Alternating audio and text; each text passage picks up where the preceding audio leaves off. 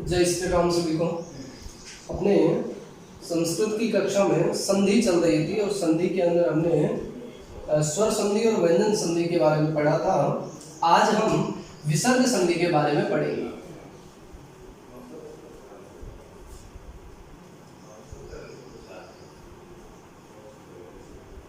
विसर्ग संधि। विसर्ग हम जानते हैं संस्कृत के अंदर एक चिन्ह होता है विसर्ग, जिसमें आगे दो बिंदियां लगती हैं। विसर्ग सदैव स्वर के ही लगता है, किसी भी व्यंजन के, यानी ए के बाद में ही लगेगा, मैं के पूरा मैं होगा उसके बाद ही लगेगा, कभी भी हलंत के बाद विसर्ग नहीं लगता है। और तो विसर्ग संधि यानी विसर्ग के अंदर जो परिवर्तन होता है किसी स्वर या व्यंजन को आधार मान करके, तो उसको हम विसर्ग संधि कहते हैं। तो इसकी सामान्यतः परिभाषा में हम लिख सकते हैं कि किसी विसर्ग का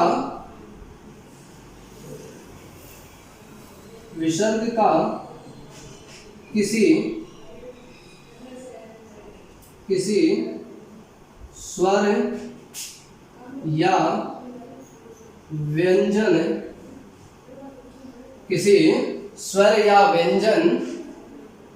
के साथ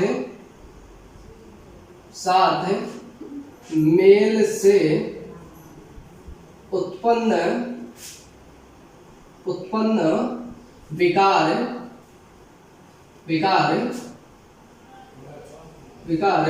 विसर्ग संधि कहलाता है या विसर्ग संधि होता है। विसर्ग संधि होता है, होती है। किसी स्वर या, जैसे उदाहरण के लिए मैंने लिखा नमः धन नमः, यहाँ प्लस से ठीक पहले विसर्ग होगा, ये तो अनिवार्यता है। ये हमने संधि के प्रारंभ में ही पढ़ लिया था कि प्लस से ठीक पहले अगर स्वर होगा तो वो स्वर संधि में जाएगा निश्चित रूप से। अगर प्लस से ठीक पहले व्यंजन होगा तो वो व्यंजन संधि में जाएगा, और प्लस से ठीक पहले विसर्ग होगा तो वो विसर्ग संधि होगी। यहाँ विसर्ग है, इसका मतलब ये विसर्ग संधि का उदाहरण है। और विसर्ग में जो ये आगे न को देख करके, पूर्व में ए को देख करके हम जो परिवर्तन कर रहे हैं, उस परिवर्तन को जो नियमानुसार इसमें ओ हो जाएगा, तो क्या हो जाएगा, नमो नमः। ये जो इस विसर्ग का परिवर्तन होकर के ऊ तो होकर के ओ जो बना है, उसी को हम विसर्ग संधि कहते हैं। अब इसके भेदों के बारे में पढ़ते हैं। विसर्ग के अलग अलग, जैसे हमने इसमें विसर्ग का ओ बनाया है, उत्व संधि के नियम से ऊ बनता है और गुण होकर के ओ बन जाता है। जैसे इसमें ओ बनाया है, ऊ बनाया है, तो उत्व विसर्ग संधि। ऐसे जिसमें स बनाएंगे वो सत्व विसर्ग संधि होगी। तो जो भी संधि में जो बनता है उसके अनुसार उस संधि का नाम हो जाता है। इसमें हम सबसे पहले बात करेंगे स बनाने के नियम की। तो जिस विसर्ग के जिस भेद में श बनता है उसको हम कहते हैं सत्व विसर्ग संधि। सत्व विसर्ग संधि। देखिए विसर्ग संधि की इस भेद में स बनता है। अब हम जानते हैं कि स हमारे 3 स होते हैं, तालव्य, मूर्धन्य और दंते। तीनों का उच्चारण अलग अलग होता है। 3 स होते हैं, तीनों में से कौन सा स बनाया जाए, ठीक है। स तीनों ही स बनेंगे अलग अलग नियमों से। ये स भी बनेगा, ये भी बनेगा और ये भी बनेगा, लेकिन संधि का नाम हमेशा क्या रहेगा, सत्व। इस दंत्य स वाला सत्व ही लगेगा। अस्तु, अब इसका नियम क्या है सत्व विसर्ग संधि का, कि विसर्जनीय से सह, विसर्जनीय से शह। इसका नियम है विसर्जनीय से सह, यानी विसर्ग का श हो जाता है। विसर्ग यहां रहेगा प्लस से ठीक पहले, इसका स हो जाता है। कब हो जाता है, तो नियम है खरी परे, यानी विसर्ग के बाद में इधर क्या होना चाहिए, खर। खर का मतलब क्या है, वर्ग का पहला दूसरा अक्षर, पहला दूसरा यानी सभी वर्गों के पहले और दूसरे अक्षर, अथवा श श श, यानी प्लस से ठीक पहले तो विसर्ग रहेगा और विसर्ग के बाद में क्या रहेगा, वर्ग का एक तो वर्ण अथवा से श। देखिए जैसे ये विसर्ग है, विसर्ग के बाद में कैवर का पहला अक्षर और दूसरा कौन सा हो गया, कै खे, चे छे, टे ठे, ते थे, पै थे, ये पांचों हो गए और या तीनों श में से श, तो श और श, इनमें से कोई नहीं। अब करना क्या है, अब देखिए ये कै और खे का जो है इसमें अलग नियम लागू हो जाता है, इसमें आधा विसर्ग बनता है, इसके यानी विसर्ग का विसर्ग ही रहते हैं सामान्य भाषा में, तो इसमें संधि नहीं करनी है। पै और फे, इसमें भी अर्ध विसर्ग हो गए थे, तो इसमें भी हमारे लिए ये कोई काम का नियम नहीं है, हमें यही ध्यान रखना है कि आगे कै खे और पै फे रहेगा तो विसर्ग का विसर्ग ही रहेगा। हमारे काम के ये तीन और एक ये चौथा, ये चार नियम है। अब देखिए खुल करके हमारे पास जो स्पष्ट नियम आ रहा है वो क्या आ रहा है कि विसर्ग के बाद यदि चे छे रहेगा तो विसर्ग का श होगा।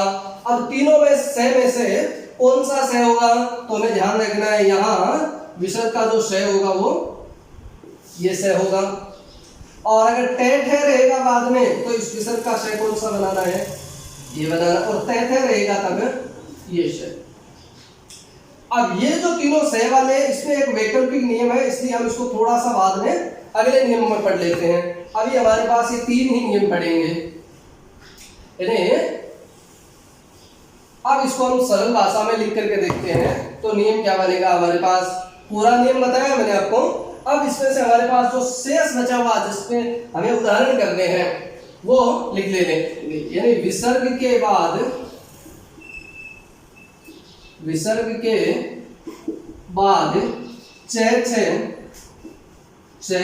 छे वर्ण रहे तो विसर्ग का श कोमा टेट है और टेट है वर्ण रहे तो टेट है वर्ण रहेंगे तो क्या बन जाएगा, तो श तथा ते थे वर्ण रहे तो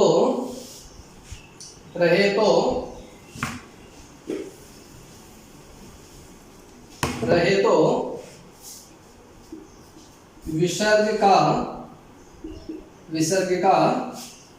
श बन जाता है। अस्तु जैसे एक दो उदाहरण देखते हैं, दो चार। जैसे विष्णु धन त्राता, विष्णु प्लस त्राता, इधर विसर्ग है, विसर्ग के ठीक के बाद क्या है, आप कहेंगे त्रय दिख रहा है, ये हमारे नियम में नहीं आया, तो त्रय को जब अलग अलग करेंगे तो ते धन रे रहेगा, ते धन रे रहेगा, तो यहाँ क्या है, ते प्लस के ठीक बाद में क्या है, ते है, तो ते रहेगा तब विसर्ग, ते थे वर्ण रहे तो विसर्ग का क्या बन जाएगा, ईशे, तो से बना देंगे, क्या बन जाएगा, विष्णुस त्राता, क्या बन जाएगा, विष्णुस त्राता, क्योंकि आगे तय है, ये त्रय के अंदर तय है। जैसे राम है धन च क्यों लगे जुड़ा हमने, राम है प्लस च, विसर्ग है प्लस से ठीक पहले, और विसर्ग के बाद क्या है, च, और विसर्ग के बाद छ बन रहे तो विसर्ग का श बन जाता है। ध्यान रखना है हमेशा ये जो स तीनों ही बनेंगे वो आधे बनेंगे, तो विसर्ग का स बना देंगे, तो राम का तो राम लिखा हमने, और विसर्ग का श बना दिया और आगे च, क्या हो जाएगा? रामश्च। एक उदाहरण और देखते हैं। धनु प्लस टंकार। धनु प्लस टंकार विसर्ग है और विसर्ग के बाद में टे है, और विसर्ग के बाद में टेट है वर्ण रहेगा।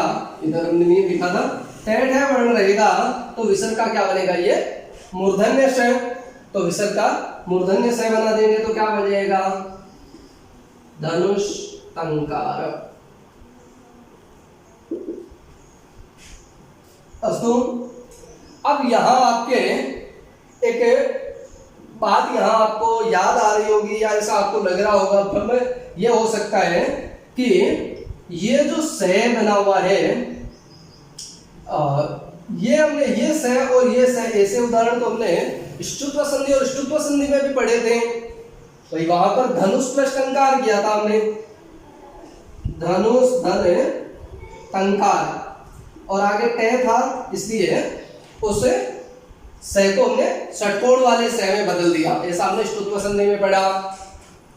अस्तु, यहाँ ष्टुत्व संधि का नियम लग रहा है। तो ये होता क्या है? वास्तविकता यहाँ क्या है कि जो स बनता है, स्पष्ट से देख लेना, ये जो हमने धनु का जो ये विसर्ग है, इस विसर्ग का और राम का ये जो विसर्ग है, इस विसर्ग का तो यही स बनता है। हम नियम के लिए वैसा सीखेंगे कि च रहेगा तो वैसे हो जाएगा, लेकिन पूरी बात थोड़ा सा देख लेते हैं कि ये स तो ऐसा ही बनेगा, ठीक है, लेकिन वापस आगे वो नियम और लग जाएगा। दोनों नियम लग करके वो नियम लग जाएगा कि आगे च वाली लाइन रहेगी पूरी, तो ऐसा जो स है उसका भी क्या हो जाता है? ये स बन जाता है, ठीक है। ऐसे इसमें है कि भाई धनुष का जो स है वो तो यही बनेगा, विसर्ग का तो यही स बनेगा, लेकिन आगे टे वाली लाइन है तो ष्टुत्व संधि से वो श बन जाएगा। लेकिन हमें तो केवल इस संधि के हिसाब से इतना ही याद रखना है कि टे ठे रहेगा तब तो षटकोण वाला स बनेगा, चे छे रहेगा तब तालव्य सकार बनेगा, और टे ठे रहेगा तब ये सामान्य शकार रहेगा, मतलब सरिता वाला स कह सकते हैं। जैसे एक दो उदाहरण देखते हैं। नमः धन, नमः धन ते, नमः धन ते, यहाँ आगे ते है तो नमः का ये जो विसर्ग है इसको हम क्या बना देंगे? स बना देंगे, तो क्या बन जाएगा? नमस्ते। अस्तु, ठीक है। ये विसर्ग संधि का हमने सत्व विसर्ग का एक नियम पढ़ा, एक इसके अंदर है। मैंने जो से का छोड़ा है उसके लिए थोड़ा सा नियम और देख लेते हैं। इसी का दूसरा नियम,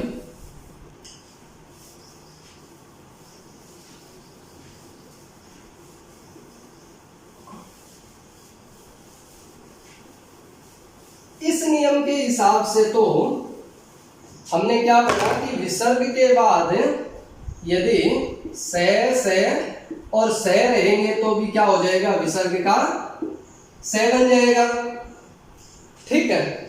लेकिन एक नियम और आ जाता है, एक नियम है, इसी षत्व संधि के अंतर्गत पढ़ सकते हैं उसको, षत्व में ही, ठीक है। नियम है वा शरीर, वा शरीर, वा का मतलब है विकल्प से, करे तो भी सही है और नहीं करे तो भी सही है, यानी दोनों ही रूप सही माने जाएंगे। वा शरीर का मतलब यह है कि विसर्ग के बाद यदि से, श और स रहे तब विसर्ग का स बनाए तब भी सही है, और विसर्ग को विसर्ग रखे तब भी ठीक है, दोनों ही स्थितियां हो सकती है। अब अगर स बनाना हो तब कैसा बनाएंगे? तो विसर्ग के बाद अगर ये स है तो ऐसा ही आधा स बना देंगे, विसर्ग के बाद में यदि ये है तो ऐसा ही आधा स बना देंगे, और विसर्ग के बाद में ये स है तो ऐसा ही आधा स बना देंगे। अस्तु, या विकल्प से विसर्ग भी रख सकते हैं। तो इस नियम को भी हम थोड़ा सा लिख लेते हैं। कि विसर्ग के बाद से वर्ण में से रहे तो विसर्ग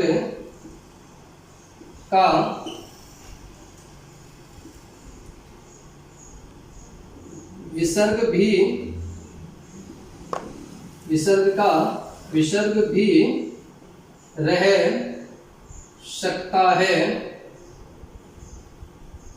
अथवा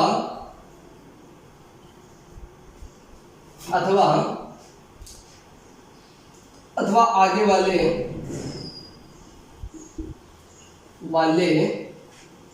से के जैसा ही से भी बना सकते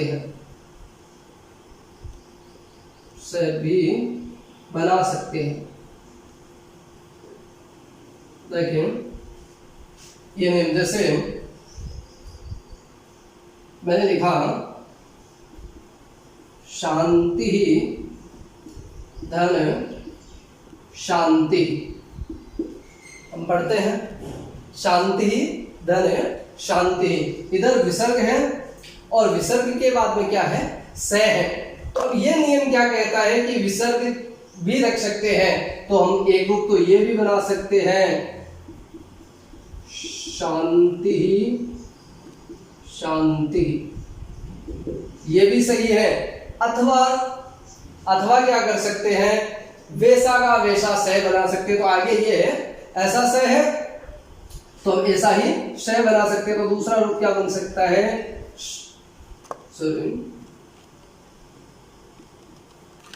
शांतिस शांति, क्या बन जाएगा, शांतिस शांति। दोनों ही रूप सही है विकल्प से। जैसे निधन संदेह, अब इसको हम विसर्ग का विसर्ग भी रख सकते हैं, तो क्या बन जाएगा, निसंदेह।